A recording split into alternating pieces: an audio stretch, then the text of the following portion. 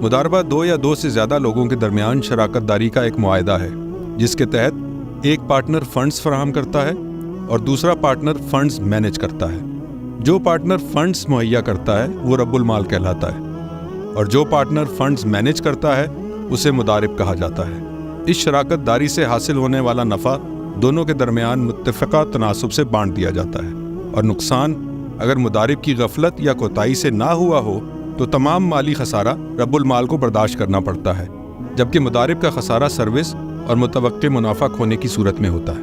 مدارب شرعی اعتبار سے رب المال کا وکیل ہے اور رب المال کو یہ حق حاصل ہے کہ وہ مدارب کی سرمایہ کاری کی سرگرمیوں کو مخصوص جگہ، منصوبے اور رقم تک محدود رکھے۔ اس قسم کے انتظام کو مداربہ مقیدہ کہا جاتا ہے اور جہاں اس طرح کی پابندی نہ لگائی جائے اسے مداربہ متعلقہ کہتے ہیں۔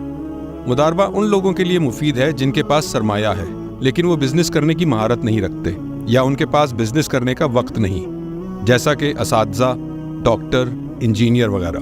ان افراد کو کسی ایسے پارٹنر کی ضرورت ہوتی ہے جو سرمایہ کاری کرنے کی مہارت رکھتا ہو، جیسا کہ اسلامی بینک۔ سرمایہ کاری اکاؤنٹس جن میں کسٹمرز کو نفع دیا جاتا ہے، ان اکاؤنٹس میں اسلامک بینک اپنے کسٹمرز کے ساتھ مداربہ کا معاہدہ کرتے ہیں۔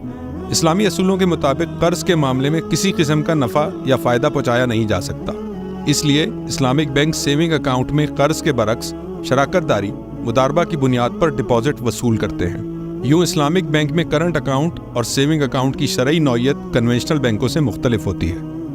کنونشنل بینکنگ میں سیونگ ڈپازٹ شرح سود کی بنیاد پر آفر کیے جاتے ہیں اور بینک کسٹمرز کے ڈپازٹ پر طے شدہ سود ادا کرتا ہے، جبکہ اسلامک بینک ماہانہ بنیاد پر تجارت سے ہونے والا حقیقی نفع میں سے طے شدہ حصہ کسٹمرز کو ادا کرتا ہے۔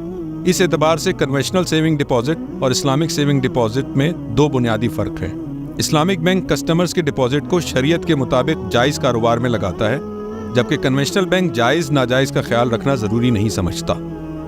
نمبر 2، اسلامک بینک کاروباری سرگرمیوں سے حاصل ہونے والا حقیقی منافع کسٹمرز میں تقسیم کرتا ہے، جبکہ کنونشنل بینک کسٹمرز کو ڈپازٹ پر سود کی صورت میں طے شدہ رقم واپس کرتا ہے۔ باعث اطمینان بات یہ ہے کہ سیونگ اکاؤنٹ سمیت اسلامک بینکنگ کی تمام پروڈکٹس اور سروسز مستند مفتیان کرام پر مشتمل شریعہ بورڈ کی منظوری کے بعد آفر کیے جاتے ہیں، یعنی آپ مطمئن رہیں کہ اسلامک بینکنگ کے معاملات اسلامی اصولوں کے عین مطابق ہیں۔